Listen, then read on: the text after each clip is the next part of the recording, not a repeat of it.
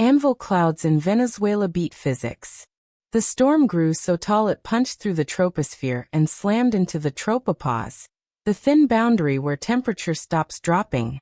Once it hit that ceiling, it couldn't rise any higher. So the cloud spread sideways, flattening into the classic anvil shape.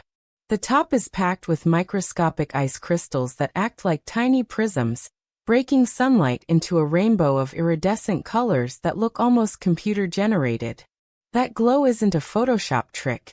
It's physics, and it tells pilots the air above is near freezing, affecting aircraft performance. So the next time you see a glowing anvil, remember it's a natural light show born at the edge of our atmosphere.